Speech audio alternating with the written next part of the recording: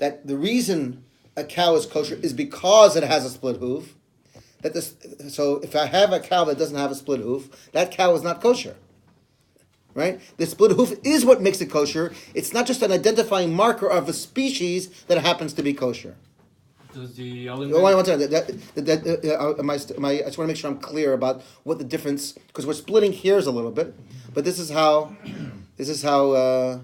Jewish legalese works, right? We're trying to determine the logic behind something, and whether it's because of or it's symptom of. Do we get the difference? Well, I'm sorry. So I stopped you first. What do you want to say? Oh. Okay, go. Yeah. Just to clarify, so if the cow is kosher because the cow is kosher, it doesn't apply to any other animal. It's just because it's a cow. But if the cow is kosher because of the hoof, the split hoof, then any other animal that has split hoof is kosher. Is that along the same lines of what you were trying to say, or I'm just trying to understand? So a cow without split hoofs is not kosher. Well, I'm just based depending on which angle you look at. Correct. Based on the first one. Or can you imagine? Let's take it to another step. Imagine a pig was born with split hooves. No, because it eats... There you go. What? I was waiting for that. Pigs have split hooves. Pigs always have split hooves. But the reason why a pig is not kosher is because it doesn't chew its cud, right? The cud is it's a ruminating. You know, you ever watch goats or sheep? Like they have multiple stomachs where they regurgitate, they chew it again. They regurgitate, they chew it again. So the chewing its cud means that it comes up and they chew it finer and digest it. They redigest it. Keep chewing it again and again. Does the element that the cow eats before it's slaughtered for kosher food, that's an important aspect of the... There's no rule about it, what animals eat before, no. But, yeah? If a pig is born and it chews its cud, does that mean that pig is kosher, or because it's a pig it's not kosher? That would be the same question that I'm asking now in the reverse way. So the answer is it would depend on the answer to the debate that we're having. Are the two signs, a split hoof and chewing a cud, the two things that make an animal kosher? Or the animals that are kosher or non-kosher are kosher or non-kosher for different reasons.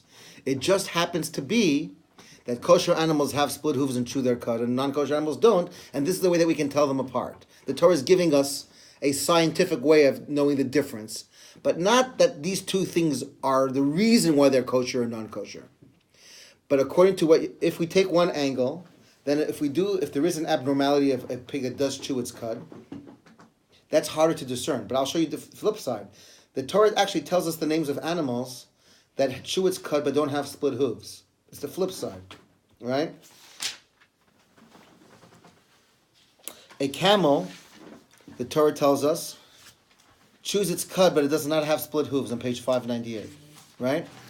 So, Noe, imagine a camel that's born and it has split hooves. Would that camel become now a kosher animal? Because it has those two signs now. Right? It would depend. The answer depends on the definition of how we understand what these terms are. What is the answer?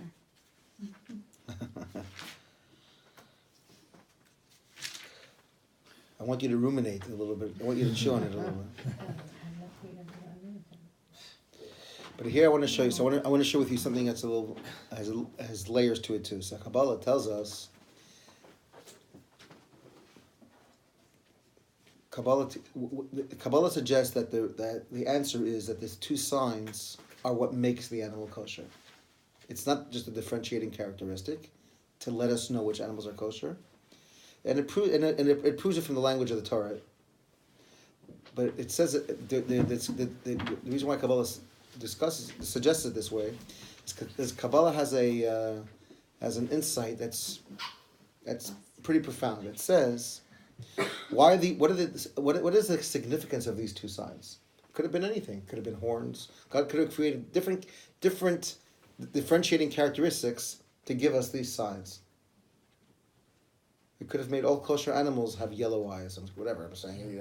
Why did God create these two characteristics? So here again we find the same theme. A split hoof means that there's a demarcation, that there's a separation.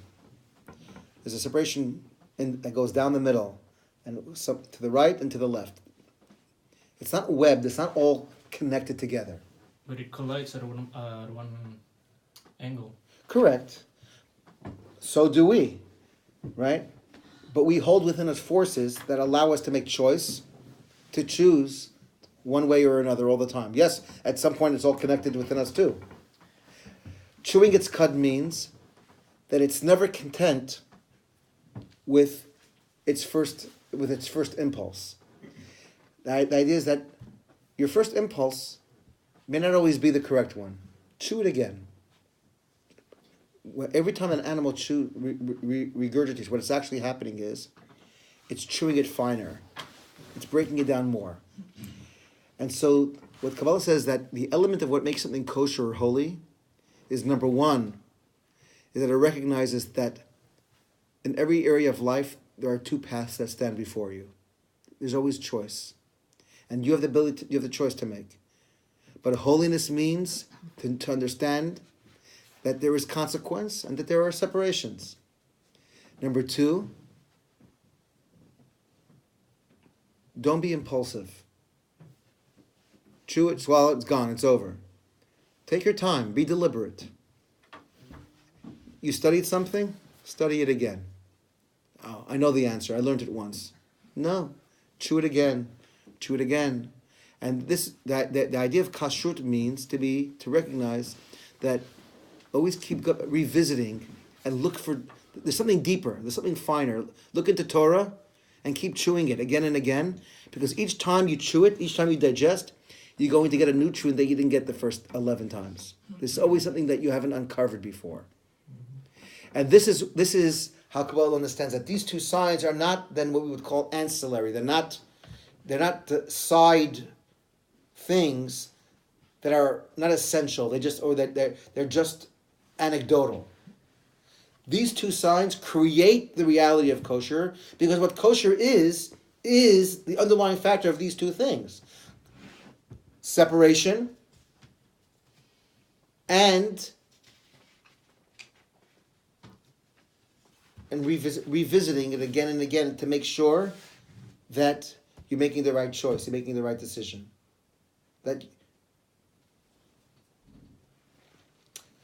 So what's amazing is for those who are critical, is that the Torah that really doesn't have to justify itself or corroborate, but the Torah does something amazing.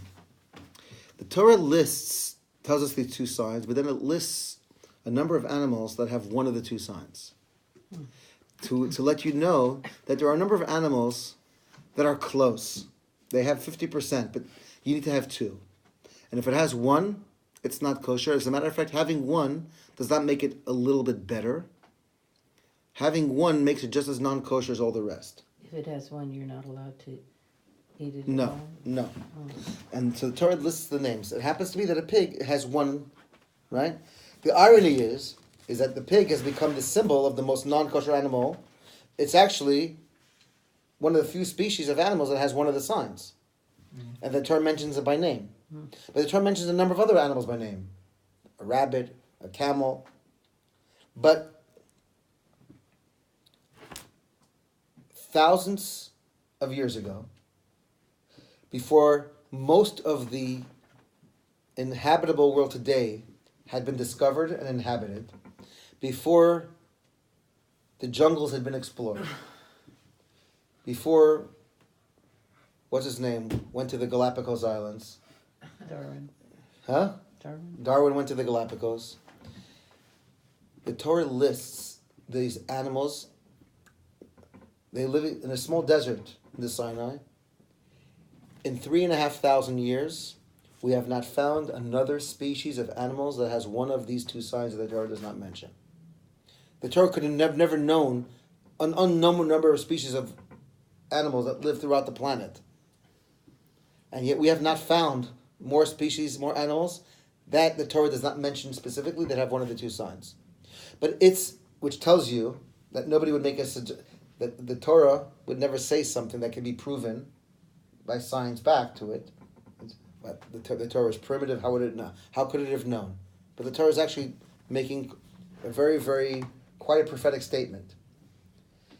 There is a tradition that the reason why in Hebrew, a pig, what's the Hebrew word for pig? Chazir. What is the word chazir? It has a meaning. Chazir. To go out. It comes from the word lachazor, to return. Why? The Or Chaim writes, why is the chazir, the Medrash says, why is it called chazir? She'asid lachazir, to become kosher. That one day the pig will become a kosher animal. It's funny that maybe Jews have this crazy fascination with bacon and ham, because it's so close to being kosher. We want it to be kosher so bad. It's going to be so kosher. It's going to be kosher one day. This is what it says, that the pig's going to be kosher one day. Why? The pig wants to be kosher. Why is a pig considered the epitome of non-kosher? Right? Yes, what's the most non-kosher animal in the world? Pig. But why? It has at least one of the two signs. There are millions and millions of animals that have none of them. A pig at least has one of them. Even if it's not going to be kosher, why do we hold it in such high disdain more than any other animal? It's at least on the list. As a matter of fact, and according to the Talmud, that one day that the word chazir comes from the word that it's going to be a kosher animal one day. Why do we have such contempt for it? It's dirty. Chickens are clean. It's making a distinction between Jews and non-Jews. Huh? But why the pig Making a specifically? distinction between Jews and non-Jews, because non-Jews eat pigs. So it's again that distinction. Muslim The dog eat pigs dividing. too. Muslim dog eat pigs too. Right, but it's all based on the same Judeo and the Torah. Yeah, because Islam came after Judaism. Right, but so did Christianity. So the question is why did they reject? Why did they reject the Torah's teaching on pigs? Islam doesn't. I understand that. Sorry, ask the question. You say Christianity also came after Judaism. Right, but it was the non-Jews, the pagans. Mm-hmm. I'm just theorizing. Right. It looks kosher from the outside and not kosher from the inside. I think that's what it is, right? It looks kosher from the outside, but inside it isn't. Right. Good. So one of the theories that the tradition talks about is that the pig is the pig has the character of deception, because out of the two signs, one is external, one's internal. The splitting of the hooves are easy to see. Chewing a cud is internal. It's not always so obvious which animals chew their cud or which ones don't. So it says, if you ever watch how a pig sits like this. A pig always sits with its paws facing out. I don't spend a lot of time on farms, but for the few times I've witnessed it, right?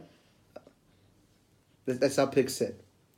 It's like it's saying, look, I'm halfway kosher. I'm kosher on the outside, but I'm corrupt on the inside. Remember, Kabbalah is saying that one of the themes of kosher is that the Torah is telling us to stay away from unhealthy energy. And unhealthy energy means that what energy that we take in is the energy that we put out. And therefore, even though a pig has 50% kosher, what it has kosher is what's on the outside. But when on the inside, it lacks authenticity. So how? So the Torah is concerned that human beings should not take. It's better to be what you are on the inside on the outside it should be noticeable and obvious than to be too